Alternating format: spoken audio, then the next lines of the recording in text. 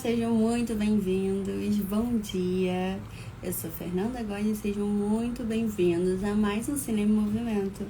Essa é a nossa última edição do circuito universitário, mas vai ser muito legal o nosso bate-papo.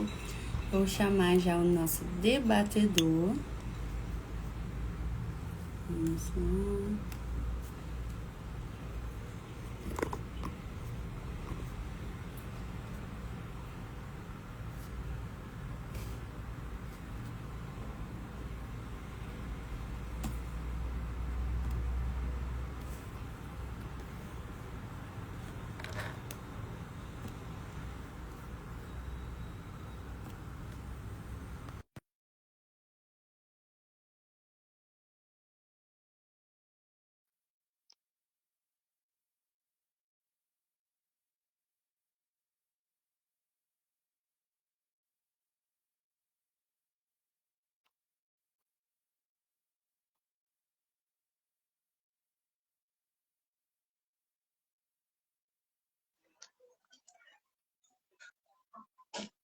Oi, bom dia. Olá, bom dia, tá no sono, tá no chá. Tô com um pouquinho de eco, mas deixa eu ver.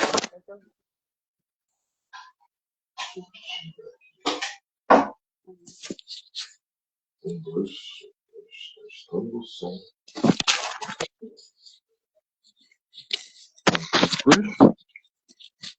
Acho que agora ficou melhor. Ficou melhor. Melhor ou pior? Bom, assim, melhor ou pior? Muito Oi? melhor. Ficou muito Tá melhor, bom, ficou muito melhor. Então então vamos tá. começar. Só um minutinho. Deixa eu pegar aqui.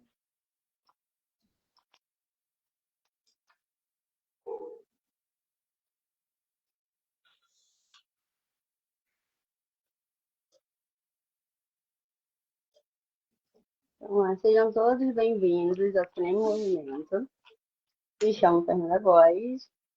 Hoje vamos participar de mais uma mostra, né, do circuito universitário. E antes da gente continuar, né, queremos agradecer aos nossos patrocinadores, né, que é o Instituto CNP Brasil, CNP Seguros, a Estácio, a Edu, e a realização da MPC Filmes, com o Ministério da Cultura e o Governo Federal. Aí eu vou explicar, Avelino, como vai ser mais ou menos o nosso debate, né, que esse circuito, né, o que acontece? Nessa edição, o projeto acontece de forma online, né, como estamos acontecendo, para a gente debater o filme abordado, que é o futuro do agora. E agora eu quero convidar, né, nosso debatedor, vou te apresentar, né, para esse bate-papo é o Avelino Ferreira, gerente de desenvolvimento de software do TRE Rio, professor e consultor pela Knowler K21, formado em bacharel em informática pela PUC Rio, pós-graduado em gestão de desenvolvimento de software pela PUC Rio, pós-graduado em gestão de TI pela Fundação Getúlio Vargas e mestre em ciências da computação com especialidade em educação da informática. Sejam muito bem-vindos. Obrigado. Muito obrigado. Então, vamos começar. Avelina, a gente vai fazer algumas perguntas sobre o filme, vou pedir muito a sua opinião do que você achou. E vamos começar, né? Me fala o que você achou, né? Me dá a sua opinião, os seus pontos de vista sobre o filme. O que você achou do filme O Futuro da Agora? Cara, eu achei interessante, né? Inclusive, eu gostaria de agradecer, né, por você ter me indicado esse filme. Eu acho interessante sempre a gente dar uma olhada, né, do ponto de vista de quem está na frente de batalha, né, de quem está no dia a dia dali, né, que seriam os professores e os alunos. Uma das coisas que marcou muito esse filme é justamente isso, né, que você ali tem diferentes pontos de vista, né, tanto dos diretores, né, que muitas das vezes acabam sendo esquecidos também, professores, você tem os alunos, você tem pessoas ali que estão não diretamente ligadas à escola, mas no entorno, apoiando aqueles alunos. eu gostei muito disso, né, de ver esses diferentes pontos de vista, e que nem sempre eram pontos de vista que eram consoantes, né, tipo, tá todo mundo pensando igual, não, né, você vê ali alguns conflitos, né, eu achei isso interessante o filme trazer isso também, né. Não sei se a gente vai falar disso, mas tem uma parte que me chamou muita atenção, que acho que é o diretor, está falando, não, porque a tecnologia, coisa legal, né, bacana aqui, e aí corta para os alunos, como é que foi? Não gostei. Uma quebra ali de sentimento. Não, é É, buscar ambos os lados, né? Tanto visão de uhum, alunos, visão dos professores, que acho que isso é muito que o filme traz, né? Mas pode falar, uhum. Sim, sim.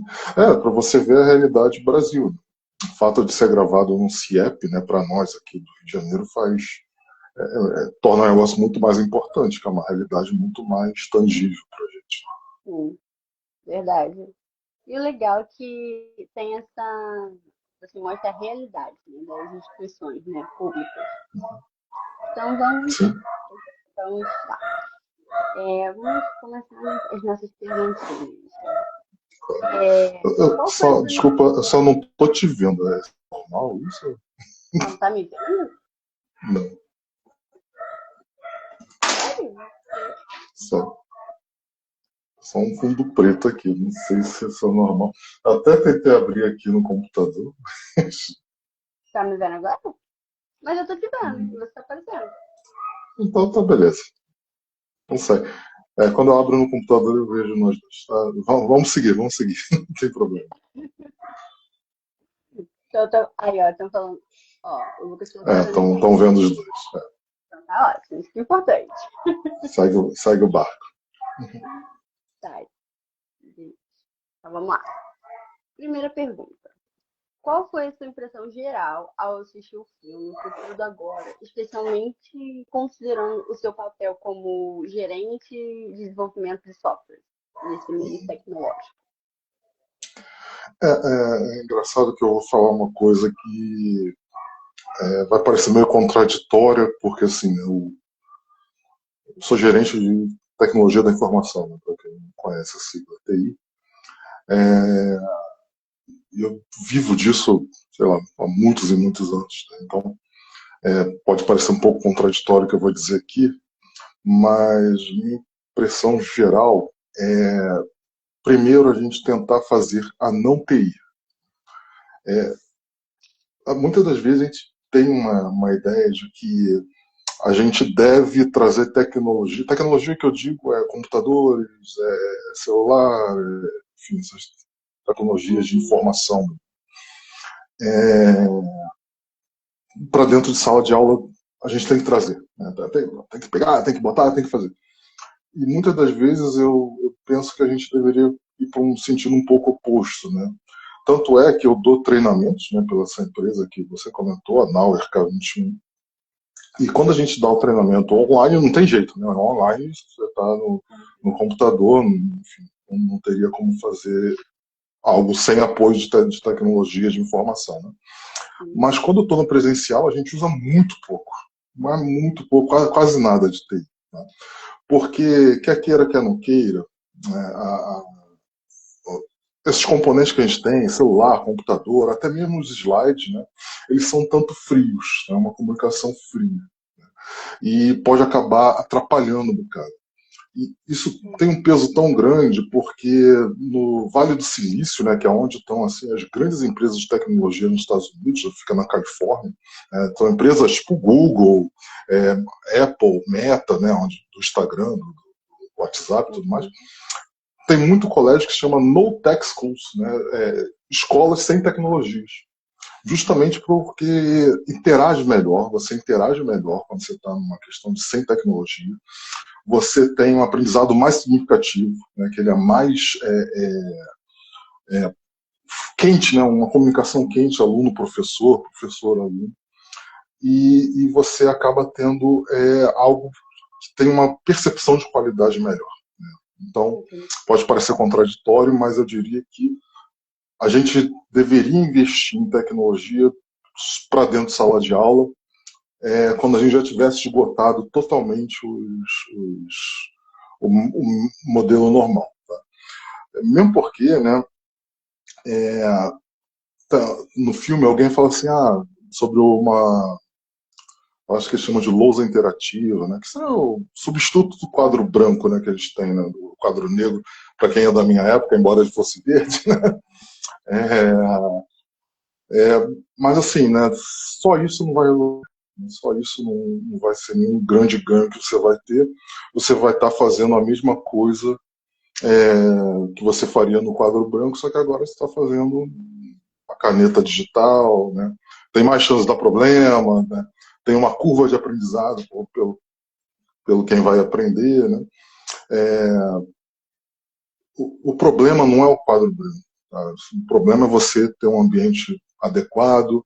No Rio de Janeiro a gente sabe que faz muito calor, então pô, se você não tiver um ar-condicionado legal, né, bons ventiladores ali, você botar um quadro super eletrônico ali vai resolver muito pouco, ou quase nada. Então, enquanto gerente de TI, eu forçaria TI quando não dá mais. Quando você já esgotou todo o resto. Porque eu acho que a gente vê que a tecnologia está cada vez avançando muito, muito rápido, né? A gente vê que na próprias plataformas digitais tem, às vezes, atualizações semanais, né? Não chega a ser nem mais mensais, é semanais. Então, com isso, eu acho que as escolas estão tentando se adaptar a esses novos modelos, né? Para cada vez mais estar mais atual, não perder o interesse dos alunos, de, vamos buscar novos meios, que agora também tem a nova lei de não usar telefones em sala. Mas eu acho que você buscando recursos, tipo, como o próprio, aquele menino que está fazendo, não me lembro o nome dele agora de cabeça, mas estava ajudando a própria filmagem de todo o Uhum. filme. Então, tipo, foi um estímulo de uma tecnologia, querendo ou não, de estar ali desenvolvendo novos projetos, auxiliando e melhorando. Eu acho que tudo com equilíbrio, mas também eu acho que tem que ter tudo aquele suporte e treinamento para as próprias escolas, os próprios professores terem essa condição de, pô, eu tenho que dar isso, eu tenho que entender antes de ensinar, não é ficar pegando parte da aula para os alunos me ensinarem. E querendo ou não, nós jovens, né, principalmente, a garotada aprende muito rápido essas coisas e o filme mostra que eles ensinam até durante as aulas, porque acredito que os próprios professores não tenham tempo de aprender. Porque são muitas e muitas informações, muitas coisas ao mesmo tempo, então fica bem complicado, né? Nesse, Sim. de tentar equilibrar tudo isso. A dinâmica de sala de aula é uma dinâmica, coisa assim, hoje, né? Até hoje, ela funciona assim, muito unidirecional. Né? O professor fala, o aluno anota, né? Escreve ali. Eu hoje tenho uma certa dificuldade de ver como você inserir elementos de computação ali dentro pode auxiliar. Uma coisa assim, né? Poxa, eles comentam, né? Tem a questão do rapaz, né? Que estava ali fotografando, filmando. Tem a questão de você, alguém comenta ali de fazer exercícios, né? Passar listas de exercícios, alguma coisa assim via rede social. Isso tudo é muito bom, mas isso não é sala de aula. A sala de aula, né? Se você for tentar trazer, né, para uma coisa mais dinâmica, o meu sentimento, claro, né, isso seria bem melhor explicado para alguém que está lá, é que talvez afaste mais do que junte, né, durante a aula. Né, durante a aula. O que vem após isso, né, poxa, como é que a gente pode complementar, né, com exercícios, com listas, com uma coisa que eles comentam bastante, a questão profissional, né, como é que está ali, principalmente aquele pessoal que está no finalzinho ali, no terceiro ano, né, aí sim, acho que seria bem válido, né? Mas na sala de aula, como a gente tem feito, né? Como eles mostram ali no, no filme, né? Bota um quadro virtual, bota aqui um maker, bota uma impressora 3D. Assim, talvez a gente esteja fazendo tecnologia por tecnologia. Durante o mestrado, eu fiz algumas matérias e fui fazendo pesquisas em colégio, né? Uhum. Sobre como era como estava, né, o estado da adoção de informática para a educação. E ali eu descobri algumas coisas interessantes. Uma delas foi numa escola, vou evitar os nomes aqui, né? Tá lá no trabalho, né? Os nomes, mas Sem numa problema. delas eu lembro que eu fui numa escola e eles tinham iPads, tablets, né? E a gente está falando tipo 10 anos atrás, né? Quando eu fiz o mestrado. É, e se o iPad é caro hoje, naquela época era mais caro ainda. E tinha um monte, uma pilha de caixa de iPad, assim, fechada, lacrado, um lacre. Não tinha nem tirado do plástico. E aí eu perguntei, né? Tipo, tipo, tinha alguns milhares de reais ali. Aí eu perguntei assim, poxa, e aí? Não, porque a gente, primeiro, né, o professor se torna responsável. Então, se cair e quebrar, né, o professor dá aula em 200 colégios, né, e roubarem no meio do caminho, enfim. Ele era meio que responsável por aquilo ali. O cara não queria, né, pô? Tipo, é algo que até hoje eu não senti falta. Né? E se acontecer alguma coisa, você é responsabilizado, eu não quero. E fora isso, assim, né, tipo, e uma pergunta que esse professor, né, que estava me apresentando no colégio, falou, cara, mas assim, o que eu traria de diferente para a sala de aula, né, com um tablet, né, no professor? E realmente, na hora eu fiquei ali meio sem resposta para ele. Né? Realmente, um tablet pode ajudar ali na hora de dar aula, né, pode facilitar. Eu tenho um tablet quando eu vou, por exemplo, fazer uma palestra, né, que facilita ali ver as coisas, né, próximo lá, mas eu não sei se o risco compensa, né, compensaria. Acaba que virou uma coisa muito tecnologia pela tecnologia. Não, bota um tablet aí. Tá. A escola está informatizada. Não é. Isso acaba também nos levando para nossa próxima pergunta, né? Uhum. O filme ele traz a reflexão de como o presente molda o futuro, né? Então, como essa mensagem ressoou como na sua visão de tecnologia, de inovação, até no próprio setor público, porque a gente vê que no próprio filme retrata alunos no último ano que acabam ficando tipo, o que que eu vou fazer, o que que eu posso fazer, áreas que eu posso seguir, como a tecnologia pode me ajudar, como a tecnologia não pode me ajudar. Então, o que que você acha desses pontos? É interessante que até um deles fala, né, o rapaz de Brasília, né, ele fala assim, eu vou fazer serviço, eu quero entrar no serviço público porque eu tenho que ajudar minha família. Não exatamente essas palavras, mas essa ideia. É interessante, né? E assim, sobre uma das coisas que vem, né, o presente moldando o futuro, né, a primeira parte da pergunta, tem uma coisa que me assusta, né, que é a evasão escolar. Né? Eu peguei nessa informação e fui procurar, mais ou menos. Aqui no Rio de Janeiro, né, por volta de a evasão do terceiro ano, né, que é a reclamação deles ali, está entre 7% e 12%. Né? Quanto mais a criança, o jovem mora em zonas de violência, né, a evasão tende a ser maior. É, a gente olha assim, pô, 12%, isso é pouco, né? Se a gente está falando, pô, tem 88% aí que tá indo bem, né? Parece, né? Mas assim, tem um lado ruim do negócio, porque não quer dizer que quem mantém no estudo está necessariamente tirando um bom proveito daquilo ali. A gente sabe que hoje, né, eles reclamam, inclusive, né, nesse filme, né, na questão da falta da precarização do professor, eles reclamam da questão da família, né, não conseguir dar apoio para esse jovem. Né, então não quer dizer que ele esteja tirando proveito ali. Né. E tem um ponto ali que eu acho que é crucial para entender nosso momento hoje, Brasil, né, enquanto país, e eu acho que é crucial também para entender o porquê dessa evasão, que o jovem está chegando ali próximo aos 18 anos, nesse momento ele tem que tomar uma decisão. Né? E aí a gente está falando especificamente do jovem periférico, tá? Porque se você está ali numa família de classe média, média alta, alta, talvez você não tenha que tomar esse tipo de decisão. Você pode continuar estudando sem problema. Inclusive, né, diria que é esperado que você estude. É esperado que você faça uma graduação. Né?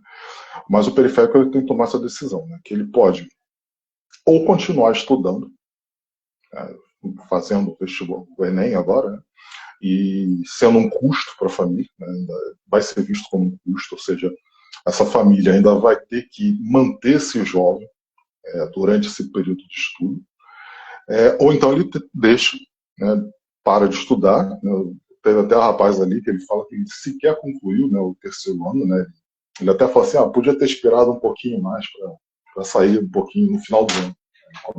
Ele fala isso. Mas se ele sair da escola, ele deixa de. Na pior das hipóteses, ele vai deixar de ser um custo, ou seja, ele vai começar a se pagar, né? Ele vai se bancar, né? Ele vai comprar o celular dele, ele vai comprar a roupa dele, a comida dele, enfim, ele começa a deixar de ser um custo. E às vezes, inclusive, esse jovem ele vai virar fonte de renda da família também. É um outro lado importante também de ver que ele tem que tomar essa decisão. Né? Só que aí nisso entra aquela questão que é uma professora, eu só não lembro também o nome dela, eu lembro que ela estava com a camisa meu Deus, fugiu o nome do educador,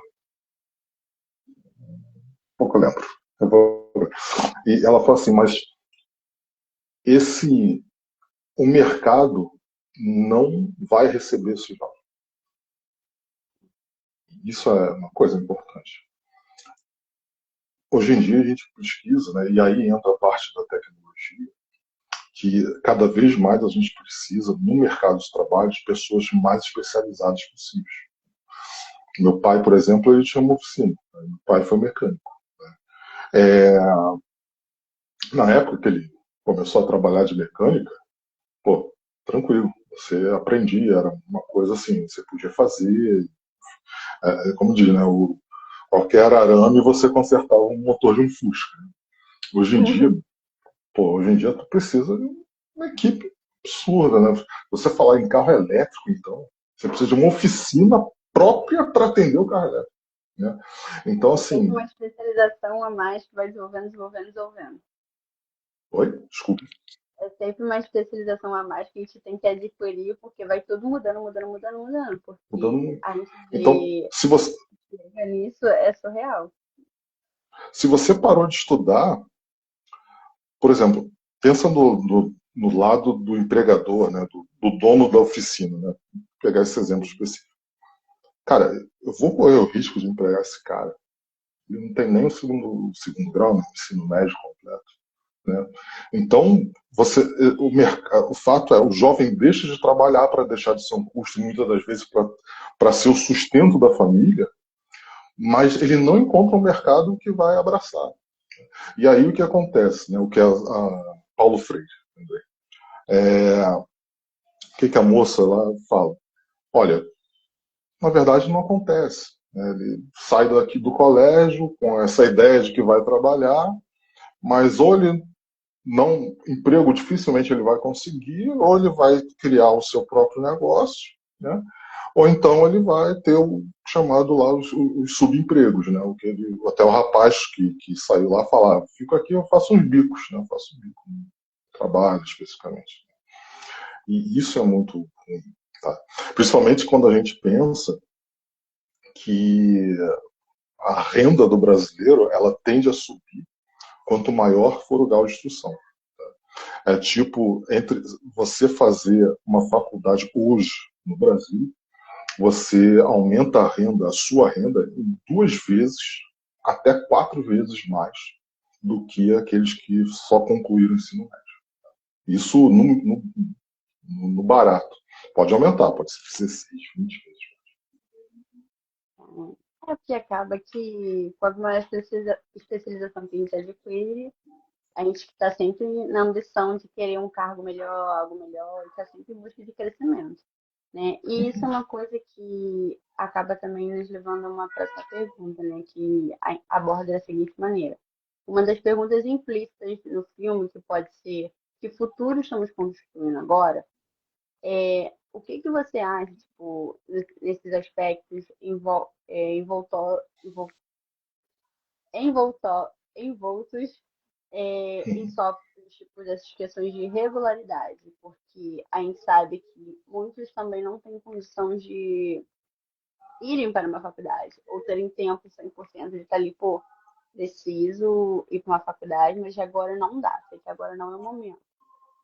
Muitos também buscam cursos tecnológicos. Então, você acha que essas questões de regulação nesses setores para incluir essa parcela da população no meio digital, tanto para alunos, ou pode ser até professores que a gente querem se capacitar, você acha que é, acaba tendo um acesso também, vamos dizer assim, um pouco mais favorável para quem não tem nada, só escolaridade, um curso tecnológico venha auxiliar para a sua empregabilidade? Sim, eu mesmo, né? É porque da minha época, já tem algum tempo, né? Para cá mudou, né? Inclusive o novo ensino médio, uma coisa que eles reclamam no filme. Uhum. Mas eu fiz segundo grau técnico, né? Você podia fazer, né, o que seu ensino médio, ao mesmo tempo você faria uma complementação técnica, né? Pelo menos isso era na minha época, que hoje não pode mais ser assim. Então você meio que andava em paralelo, a sua formação normal, digamos assim, e a sua formação técnica. No meu caso, eu saí como técnico em processamento de dados, o nome que tinha na época. Não acredito que hoje ninguém mais deve ser técnico em processamento de dados, deve ter um nome mais bacana. Mas você fazia, e assim, eu já saí empregado. Eu lembro que eu fiz, você tinha 3 anos, né, normal. Você, no segundo ano, você já era obrigado a fazer algum estágio. Você só se formaria com diploma técnico se você já fizesse algum tipo de estágio, inclusive o estágio onde eu conheci a Cíntia, né, minha esposa. A gente, Legal. eu e ela, né, a gente fez segundo grau técnico, eu fazia em Botafogo e ela em Campo Grande. E sim, né, eu acho que muitos dos jovens ali já saíram empregados. Né? Eu mesmo, eu lembro que eu saí, né, e por ser homem, né, tem aquela questão do alistamento. Né? Você tem que se alistar, né, exército, aquela coisa toda. Então, assim, não tinha chance de contrato. Mas eu lembro o seguinte, eu faço aniversário em maio, né, então, quando eu fiz 18 anos, minha primeira carteira assinada, eu já fazia estágio, então minha primeira carteira assinada é 1º de junho. Eu faço aniversário 9 de maio, minha primeira carteira assinada é 9 de junho do ano que eu fiz 18 anos, com o segundo grau técnico. Né? Então isso facilitava muito. Né? Isso facilitava muito.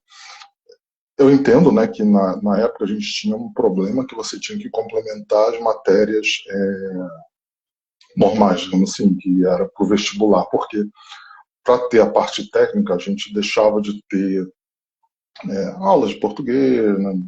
Não era tão completo como a proposta que eles chegam a apresentar lá nesse trabalho, no filme, né? Mas pelo menos você já tinha alguma coisa. Vamos dizer assim, aquele negócio do chão você não passa, né? É mais ou menos isso. Você já saía dali com diploma, você já conseguia emprego, enfim, facilitava muito esse negócio do técnico. Eu entendo por que mudou, né? Porque realmente uma parte do dinheiro que eu ganhava com estágio era para pagar curso pré-vestibular. Porque como eu não tinha um monte de aula de português, de ciência, enfim, eu tinha que Tem bancar isso de outra carência. forma. Mas, assim, ao mesmo tempo, né, talvez a solução, não, além de não resolver o problema, ainda criou outro, que é não criar essa base mínima para o cara poder ter um emprego, né? Pelo menos ele sair dali com uma formação. Sim. Hoje em dia, né, muitos colégios técnicos, eu acho que acabam estimulando vamos dizer assim, tentam mexer na balança, tipo, não tirar muito da educação básica para também focar nas questões do próprio técnico. Eu mesma, na minha época de ensino médio, eu fiz o curso normal. Não fiz o Uhum. curso, não concluí o curso normal, porque eu acho que a pessoa poder ser um docente tem que estar ali 100% amando, gostando. E eu vi que não era a minha área. E eu não queria pegar a vaga de alguém num curso técnico, né, num colégio técnico. Aí eu falei assim, não, prefiro sair, dar a vaga para uma queira, mas eu tenho amigas que concluíram, já dão aulas e acabaram se especializando cada vez mais, né? Porque elas têm vamos dizer assim, uma pincelada bem um pouco mais detalhada do que é a própria pedagogia escolar e tudo mais. E hoje estou fazendo também faculdade, já são empregadas, já são professoras. Então, acho que também os cursos técnicos e os cursos, às vezes, que alguns colégios dão para a gente se desenvolver, acabam facilitando e criando uma ponte, né? Eu vejo que tem Sim, muitos cursos que a própria Firjan, o próprio sim. SESC oferece principalmente cursos de tecnologia que dão um auxílio que a gente vê que hoje em dia a tecnologia está movendo muita coisa, né? Se você não sabe o básico, porque antigamente o básico era você saber o pacote Office. Hoje o pacote Office é igual você saber ler, é sua obrigação. Você tem que Parte do saber princípio seis que você pacotes. sabe, né? Exato. Pacote Office não é nem mais tipo critério de diferença. Pô, quando eu comecei a trabalhar com Jovem Aprendiz, eu tinha uns 19 anos. Pacote Office não era mais um requisito de diferença, era obrigação. Agora, os requisitos de diferença são outros programas que você sabe mexer, Java, agora Power BI, pacote Adobe, tudo de diferente tinha que ter. Aí eu ficava assim, gente, tem que se capacitar cada vez mais. E a gente começa a ficar tipo, meu Deus, como é que eu vou entrar É, nesse pô, mercado de trabalho que está tão o próximo requisitado? passo são as inteligências artificiais. Daqui a pouco vai Exato, ser assim, tipo, você já sabe. Tipo, exato. hoje você ainda coloca ali, sei isso, sei aquilo, mas não é. Daqui a, sei lá, um ano, você tipo, ó, Exato, já parto do princípio que você sabe usar isso. exato. Pelo menos o básico. O básico tá tudo certo. Não, e a gente vê que nesse contexto de inteligência artificial e automatização, a gente vê que o significado de educar para o futuro acaba tendo uma questão, não digo prejudicial, mas eu vejo que você tem que saber dosar o que você está utilizando, porque a inteligência artificial, até determinado ponto, ela é maravilhosa. Não estou falando que ela é ruim, ela é maravilhosa. Só que a gente tem que saber utilizá-la. Teve até um estudo que apareceu há pouco tempo, se não me engano, apareceu até no Fantástico, que mostrou, né, que jovens de colégio, no período de vestibular, como também é o contexto do próprio filme, mostrando a diferença do próprio raciocínio. Aí separaram em três grupos. Os que utilizavam inteligência artificial, os que usaram só, tipo, Google, bancos de dados, informações para pesquisas, e que só usaram a própria mente, o próprio conhecimento. Então, mostrou que os alunos que utilizaram o próprio conhecimento estimularam mais uma parte do cérebro que era mais a questão de criatividade, estímulo, então, tipo, estava muito mais aflorado. Os que usaram só Google e pesquisas, livros, estavam apurados, mas nem tanto quanto o que usaram a própria criatividade. Já os que utilizaram, já os que utilizaram a própria inteligência artificial, acharam, tipo, uma coisa que estava zerado, estava praticamente sem expectativa de estímulo nenhum. Então a gente vê que a gente tem que saber dosar a questão da própria inteligência artificial. Ela tem que ser um seu auxiliar, não fazer tudo por você. Porque hoje em dia, senão daqui a pouco ela vai te substituir. Tá dando prompts para ela te substituir futuramente, né? Porque a inteligência artificial é a partir de prompts, né? O próprio conhecimento. Então a gente fica tipo, pensando, pô, como eu vou utilizar, como eu posso melhorar. Então, eu acredito que também o filme, ele é uma forma de aprendizado mútuo de ambas as partes, tanto dos próprios docentes, dos próprios alunos, que estão tentando integrar essas duas ferramentas, mas tentando não mexer tipo, na posição de cada um, mas tipo, como se fosse um auxílio. Eu acho, na minha visão, né, que como estudante, eu acho assim que ela é boa, mas eu acho tudo com moderação, né? Quando você dá seus cursos, suas aulas, como é essa questão para eu sei que são idades diferentes, mas você dando aula para pessoas já formadas, né? Você já dá para pessoas formadas.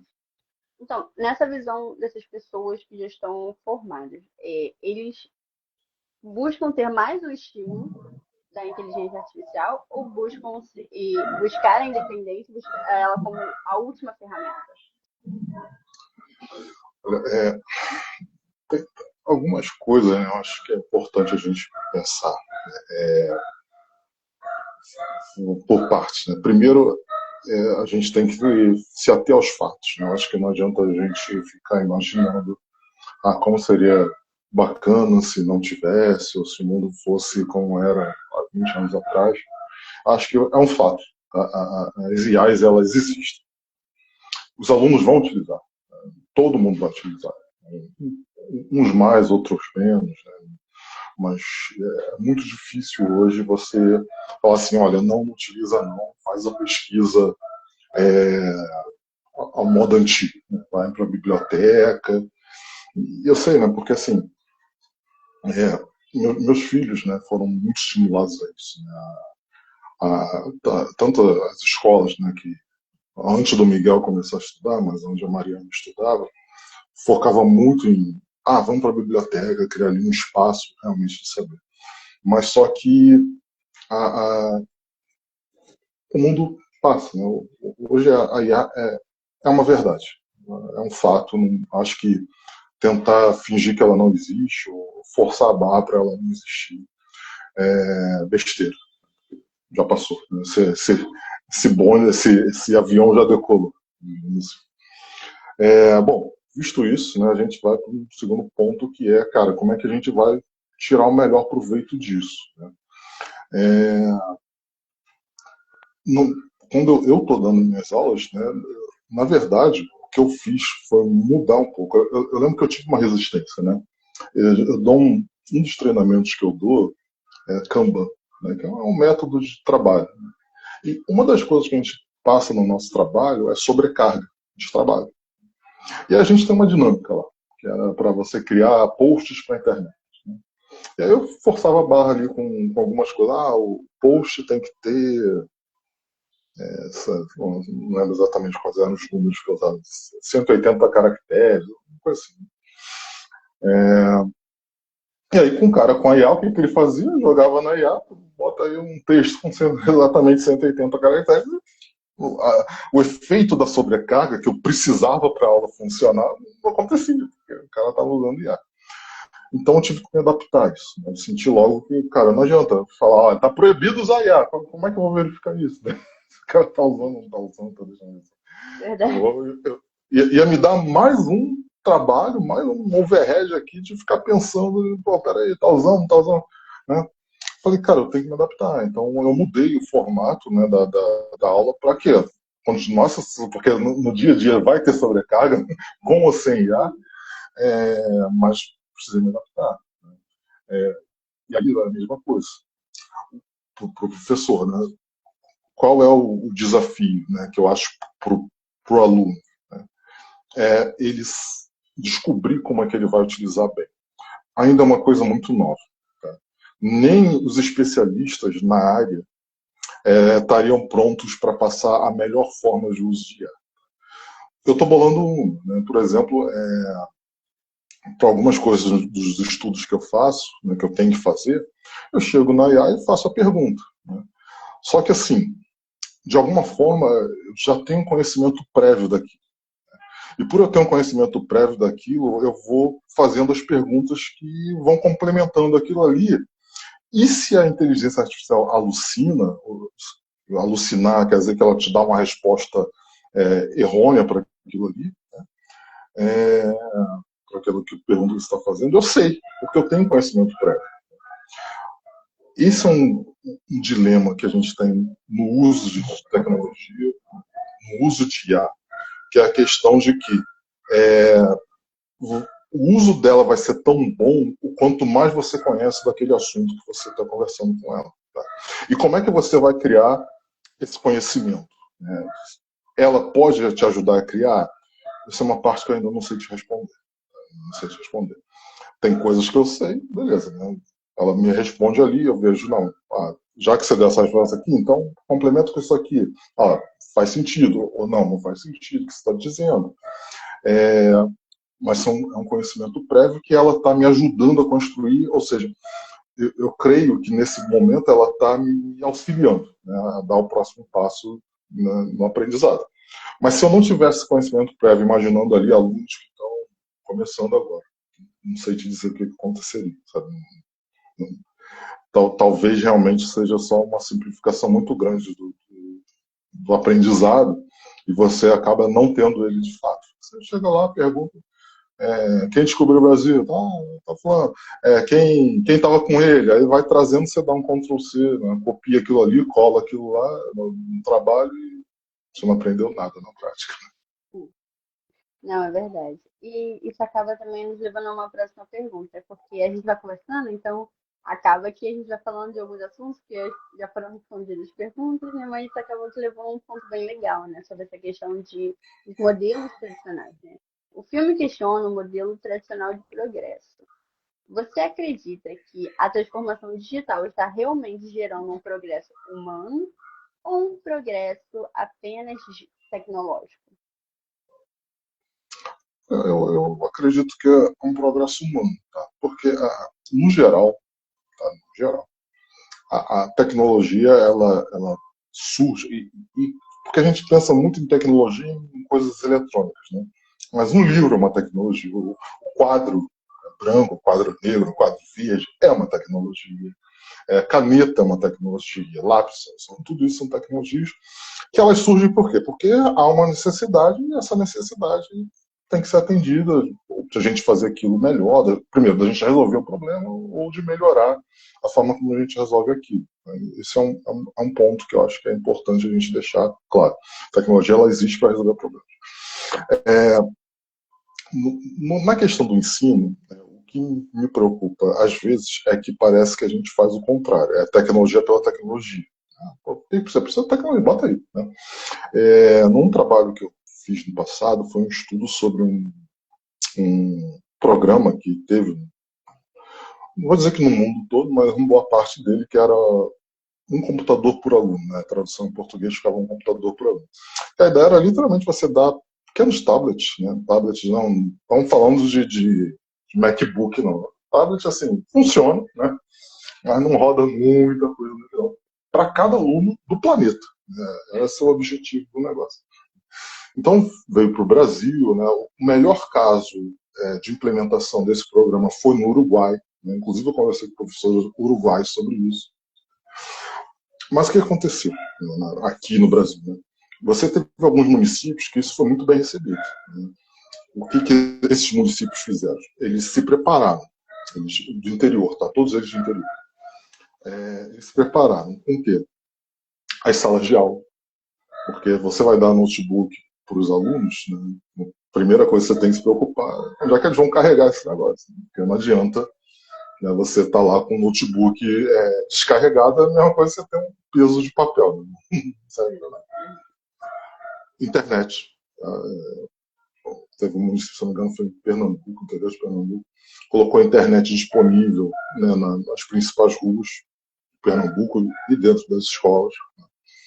Então, assim, teve todo um preparo para aquilo ali.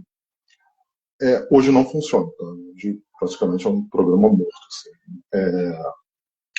Vários detalhes, né? Que a tecnologia você precisa atualizar, não adianta você manter, você tem a questão do cuidado, você fica adquirindo esse componente o tempo todo, né? Então acaba sendo um custo muito elevado para você ter. Mas me parece que esse é um viés forte na educação, que bota a tecnologia aí.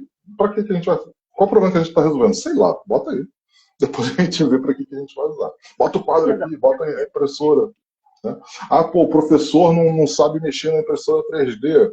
Tá, mas bota um curso. Só que o cara, né, pensa no professor, ele dá aula aqui na Tijuca depois ele sai correndo para dar uma aula, sei lá, às vezes lá em Niterói, aí tem que voltar porque ele tem que dar uma aula em Bangu, entendeu? Qual a hora do dia que esse cara vai parar para. Não, peraí, que agora eu vou aprender aqui como é que mexe na impressora 3D e, além de aprender a mexer na impressora 3D, como é que ele vai incorporar aquilo na aula dele? Exato. Às vezes tira até Resolve algum problema? Exato. Resolve algum problema que ele tem? Entendeu? Aquilo ali resolve. Eu tive na UF, né, na UF, numa palestra, acho que foi ano passado. E na UF tem uma coisa muito interessante, que é na parte da medicina, né, da UF. E aí eles usam impressora 3D numa ideia de que até fica no chaveiro, eles me deram até um chaveirinho, né, impresso na 3D. Eles usam 3D porque qual o problema que eles querem resolver? Muitas das vezes você tem condições médicas que são muito específicas, né, difíceis. Então eles usam a impressora 3D para criar aquele problema, torná-lo tangível para a equipe médica. Né? Então, sei lá, a pessoa tem um tumor que fica meio escondido ali, não sei o quê. Então eles vão tirando as imagens, né, ressonância, aquela coisa toda, e depois eles fazem impressão 3D para o médico poder pegar naquilo, ver os dias, saber antes de abrir o paciente. Tá vendo? Você tem uma necessidade e a impressora 3D resolve um problema, né, do médico poder ver antes de abrir a pessoa. E aí, será que no dia a dia ali o professor precisa disso? Né? Ou só botou a impressora lá e seja o que Deus quiser? É.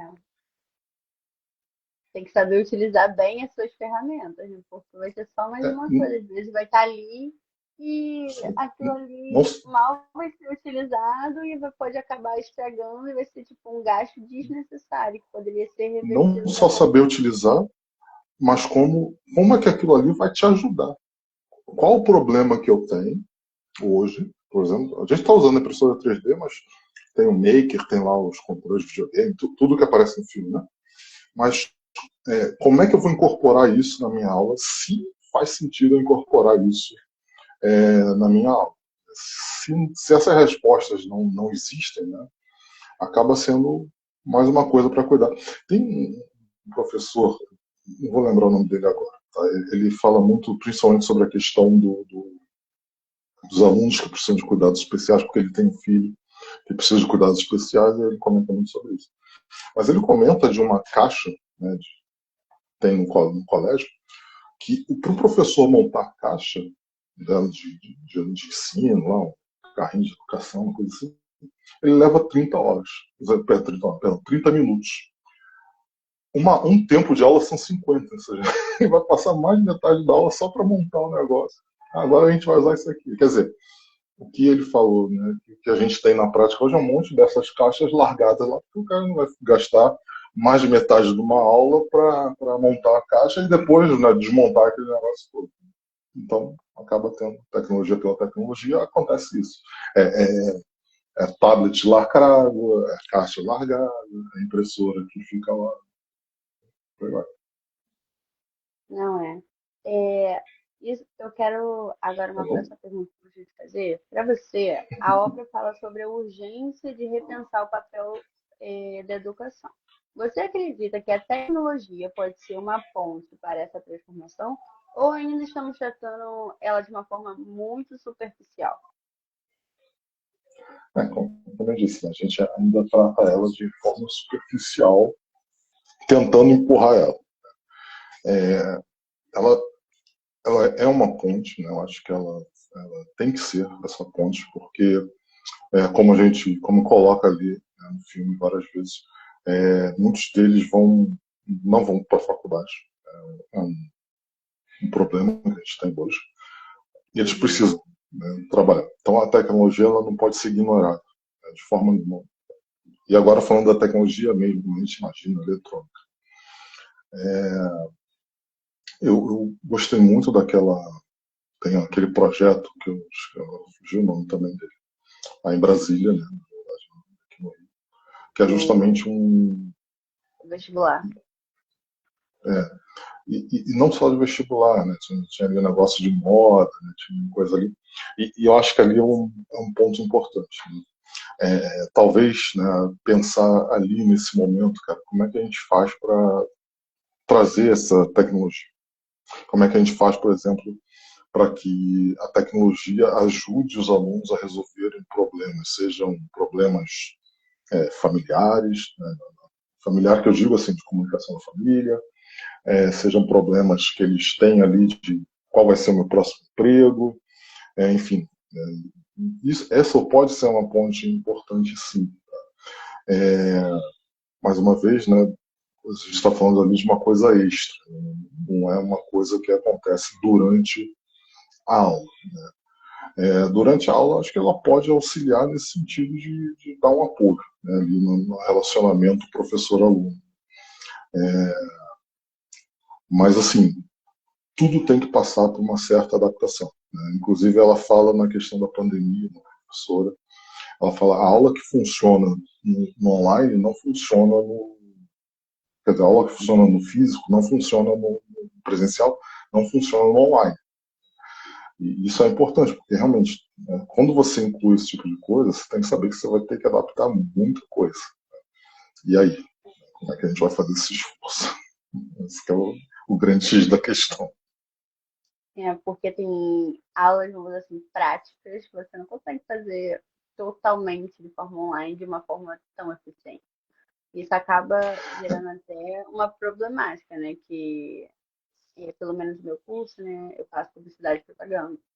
Tem aulas que são remotas, mas que deveriam também ter elas presencialmente. Então, tipo, é uma luta que a gente tem, nós estudantes, de fazer, poxa, a gente precisa dessa aula presencial, só que conversando com professores, eles falam, então você vai estar desmerecendo o ensino online para pessoas do Brasil inteiro. Eu falei assim, não é que esteja desmerecendo.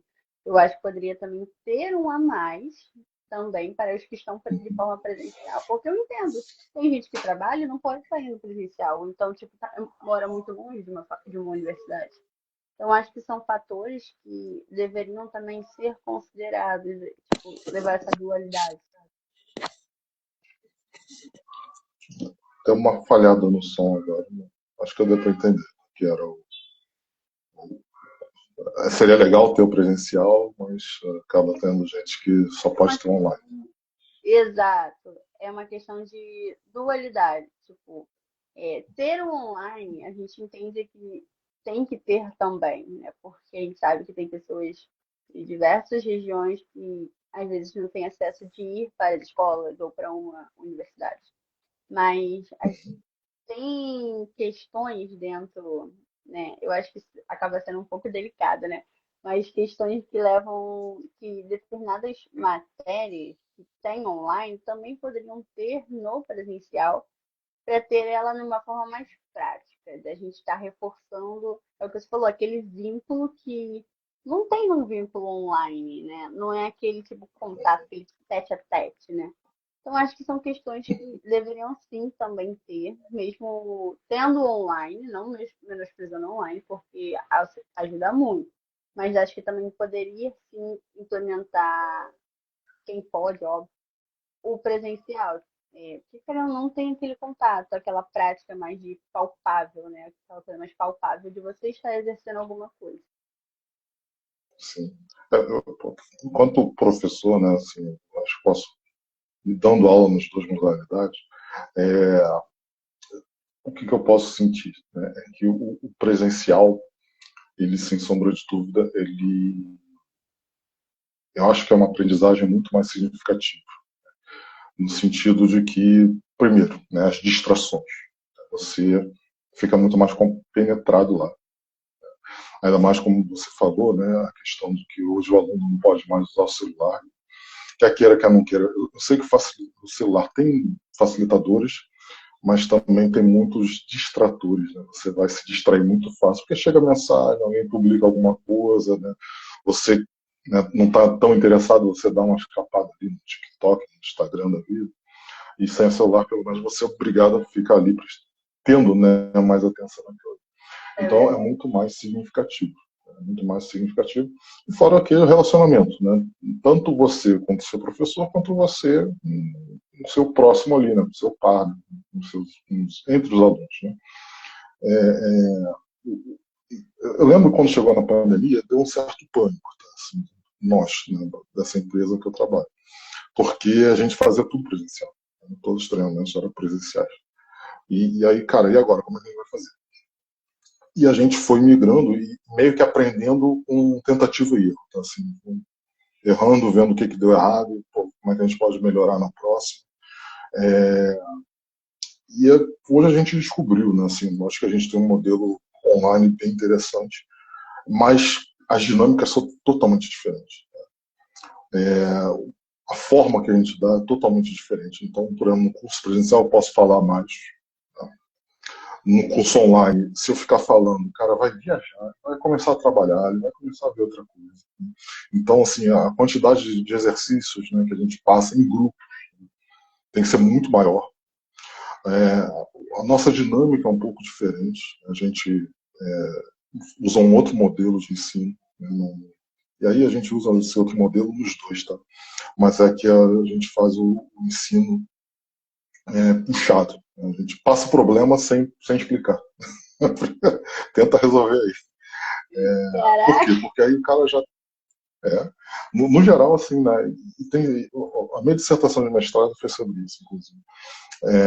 Porque a pessoa vai bater cabeça, vamos dizer assim, né? Pegando ali o exemplo do rapaz que quer ser fotógrafo. Né? Seria assim, cara, ó, vai ter aqui uma feira de moda e tu vai fotografar. Pô, mas como é que começa? Ó, não sei, nunca peguei uma câmera. Então, tu pega, aqui tá o visor, você tira a foto, beleza? Pode ir. Não, mas, cara, vai. Aí ele tira a foto. Aí ele volta para cá, a gente fala assim, olha, aqui você tem que ver, faltou a luz, ou aqui faltou a posição, não sei o quê. Porque o cara já teve experiência. Né? Imagina se eu dou uma aula assim, ó, aqui é o conceito de iluminação, papapá, papapá, papapá. Posição da câmera, papapá, papapá. Quando chegar na hora, o cara nem lembra como é que começava o negócio, né? Então, a experiência é muito legal que ela traz isso. E a gente tem que fazer muito isso no online. Tá? Assim, isso no online é quase que obrigatório, porque senão o cara vai dispersar. Vai ser mais fácil o cara viajar. No meu caso, né, que eu já estou dando aula para pessoas que normalmente estão empregadas, o cara vai começar a trabalhar. Então muda bastante, né, esse formato. E aí, o que acontece? Você tem que pesar vantagens e desvantagens de cada um deles. Isso que você mencionou, tipo, eu já dei aula, por exemplo, eu dei algumas aulas presenciais em Manaus, né, lá no Amazonas. Só que para eu dar uma aula presencial em Manaus, cara, tinha que ter muito aluno. Tá? Se tivesse 20 pessoas, não compensava a saída, né, a passagem Rio-Manaus, e mais o tempo que eu ficaria lá, hotel, alimentação, essas coisas assim. E hoje, cara, no online eu já dei aula para pessoas de Manaus, do interior do Amazonas, muita gente do interior do Amazonas, do norte, né, Belém, já dei aula para o pessoal de Angola, português, né, facilita, Portugal, né, e tudo isso assim, porque está online. Se tivesse presencial, pô, qual a chance de eu ir para Angola dar uma aula? É O verdade. custo que seria e tudo mais. Entendeu? Então é É, vantagem e desvantagem. Não tem o melhor ou o pior. Né? Você sabe que ao assumir um, você abre mão de algumas coisas, ao assumir outro, você abre mão de outras coisas. é verdade. E você vê que você consegue, querendo ou não, vai levando os seus ensinos da educação para parte do mundo, né? Que você nem esperava, como você mesmo disse. Pô, nunca esperou para Angola, para Portugal, pô, fora do país. Então, tipo, são questões que a gente, Sim, pô, a gente tem que acaba olhar, a gente olha para trás e sorri, poxa, eu saí de lá, comecei pequeno, fiz tudo, fui crescendo aos pouquinhos e a gente vê, olha, o reflexo do que gerou, né? Esse crescimento, essas melhorias. E é muito legal, né? sim, É, sim. nosso tempo, infelizmente, está chegando ao final. E para fechar a nossa livezinha com chave de ouro, nosso bate-papo, Avelino, para você, depois de você assistir ao filme, o que você sente que precisa ser feito agora para que o futuro que desejamos seja ele realmente aconteça? O que você acha? Tem uma frase, né, você até comentou, uma frase que chama a atenção. A frase está logo no início do filme. É um senhor, ele fala assim: uma nação que não planeja o futuro não sabe o que vai oferecer para os seus jovens. E, de fato, acho que hoje a gente tem que planejar o futuro desses jovens, mas não é assim, não pode ser uma coisa do tipo, vamos parar aqui todo mundo, sentar, vamos planejar daqui a 10 anos a gente vê. Não. Um outro professor fala, tem que ser agora, porque eles já estão aqui. Não adianta. Se eu fizer um planejamento para daqui a 10 anos, eu estou falando das crianças de hoje, não, só que os jovens já estão aqui agora. A gente tem que, de fato, planejar. Tem que ser uma prioridade, né, para o governo. Acho que precisa, de fato, o Estado, né, não de um governo especificamente, né, mas o Estado como um todo, ter isso como uma prioridade. Hoje eu sinto que não é uma prioridade, né, para nenhum, tá? Assim, não quero entrar aqui em discussão política, porque a gente já teve trocas de governo, né, tanto federal, estadual, municipal, e a parte da educação parece não ser uma prioridade para ninguém, né? Isso é um problema. Isso eu vejo como um problema, né? E o Estado tem que ser, de fato, cara, sentar e falar, cara, ou eu resolvo isso aqui agora, não é daqui a 10 anos, ou a gente vai ter só empurrando com a barriga o problema e piorando a cada tempo. Ao mesmo tempo, né, e aí é a parte mais difícil de mudar, né, ao meu ver, tá? São três pilares que eu acho que a educação tem, que é Estado, família e sociedade. A nossa sociedade, né, brasileira deveria dar mais ênfase à educação. A gente fala da boca para fora, que a gente tem que ter educação, precisa de educação, mas é uma coisa que a gente só fala da boca para fora. Na prática, a gente não faz.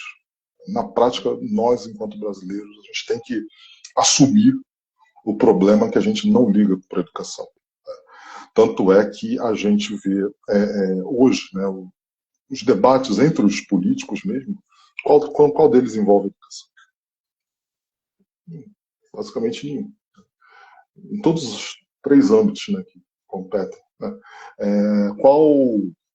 Quem é o ministro de Educação? Quem é o secretário de Educação do Estado? Quem é o secretário de Educação do município do Rio?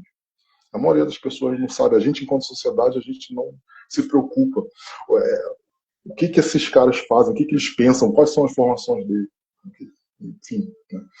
E como a gente não se preocupa, então não vira um problema de Estado. Então, é uma coisa, já que a sociedade não tem isso como prioridade, o Estado também não tem. Eu dou exemplos, né, assim, né, por exemplo, no Japão, né, você tem crianças de 5 anos, 6 anos indo para o colégio sozinhos. Né, eles têm aquela mochilinha que é tipo parece um quadradinho, e ali está escrito a escola que ele pertence, né, de onde é que está indo, para onde é que ele está indo. Aqui não, aqui a gente esconde a logo da escola do seu filho, né, porque não que você vai ser sequestrado, porque eu não estou com esse poderio financeiro todo, mas posso ser vítima de um golpe. Né? Então, no Japão, eles se enxergam como, cara, todo mundo é responsável por essa criança. Eu não sou pai dele, mas eu sou responsável por que ele chegue na escola dele em segurança. Né? É uma sociedade que valoriza versus uma que você esconde. Você vê que na Coreia do Sul, na China, que seria o equivalente ao Enem deles, né? Você tem a polícia, por exemplo, faz trabalho de batedor dos alunos, né? O ônibus é gratuito, os pais levam os filhos dos outros, né? Pessoas que nem têm filhos, né, se mobilizam naquilo ali para que a criança chegue, que o jovem chegue no Enem. Aqui a gente faz olha aqui os atrasados do Enem, né? E faz meme com aquilo. Né? Então, assim, a nossa sociedade, a verdade, a gente não valoriza. A gente fala que a gente se importa, mas na prática os nossos atos não correspondem a isso. Então, são dois pontos que eu acho que a gente precisa melhorar. Né? Tanto na questão do Estado, né? A gente tem que, de fato, ser uma prioridade, e a gente, enquanto sociedade, tem que cobrar o Estado e, de fato, se tornar uma prioridade para a gente. A gente viu recentemente essa questão da mega operação que teve aqui no Rio de Janeiro, um monte de gente morta, e aí? Né? A gente só fala disso agora, né? Então, claro, né? É uma coisa grave que acontece, mas tá aí. Como é que a gente faz para resolver o problema de educação, para que esses jovens não cheguem, por exemplo, ou não fique tão fácil eles entrarem no tráfico? Por fim, né, só para não comentar, tem o último pilar que eu comentei, que é a família. A família é fundamental. A família, nesses casos, a gente sabe que os jovens periféricos tendem a ter famílias que têm desafios maiores. Não estou nem dizendo, né, a gente tem um número muito alto, se não me engano, são 20 milhões de mães solos, né, no Brasil, que já é um problema. Mas mesmo que as famílias que têm pai e mãe, né, dentro de casa, esse pai e essa mãe, eles têm que trabalhar muito longe e têm que trabalhar muito tempo. Então, eles não vão ter tempo para ficar com essa criança. Então, esse é um outro pilar também, não tão trivial de mexer, tá? Não tão trivial, é, mas que precisa ser tocado também. A família tem que apoiar esse jovem da melhor forma que puder, tá? Da melhor forma que souber. São coisas não fáceis, mas são coisas que eu acho que são importantes para a gente tratar o problema agora. É verdade. Ai, Evelina, muito obrigada. Gostei muito da nossa live. Infelizmente, essa é a nossa última live do Circuito Universitário do Cinema em Movimento. Gostaria muito de agradecer a sua participação e de todos que participaram aqui com a gente. Quero também agradecer a todos os nossos patrocinadores. E espero que você tenha gostado muito do filme, que aqui já teve debatedores falando que vai levar o filme no coração e vai divulgar para tantas pessoas, vai querer passar no trabalho, em casa. Só da outra vez, uma das palestrantes falou assim, gente, eu fiquei apaixonada pelo filme, eu vou levar para todo mundo do meu trabalho assistir, porque ele é curtinho. É Então, muito legal mesmo. fico muito feliz de todos que participaram, porque o Cinema em Movimento é isso, né? Você levar a cultura, você levar um pouquinho das situações que está acontecendo na sociedade de uma forma, vamos dizer assim, um pouco mais leve, de uma visão mais de lazer e de cultura ao mesmo tempo, porque o cinema é isso, ele vai te levar o ensino e a Uhum. cultura de tudo. Muito obrigada, agradeço a todos que participaram, tá bom? Um beijo, tchau, tchau, e fiquem com Deus. Obrigada, Avelino, mais uma vez. Você gostaria de, Tchau, antes de tchau. finalizar, você gostaria de dizer mais alguma coisa? Não, foi isso. Obrigado por participar. Não? Vejam Tá bom. o filme é muito bom. Eu gosto de filmes que trazem a nossa realidade, né? Eu acho que é importante. A gente gosta muito de ver coisa americana, né? É verdade. Tiro e explosões e coisas incríveis, mas eu acho que é muito legal a gente também conhecer um pouco da gente. É verdade. E o cinema em movimento busca isso, né? A MPC Filmes, ela traz muitos filmes, todos são nacionais. Todos os filmes que a gente está fazendo nesse circuito são todos nacionais. Então a gente está cada vez mais estimulando a nossa cultura de assistir filmes nacionais. Mas é isso. Muito Sim. obrigada. Obrigada a todos que participaram do Circuito Universitário de Cinema em Movimento. Tchau, tchau, gente. Fique com Deus. Tchau, tchau.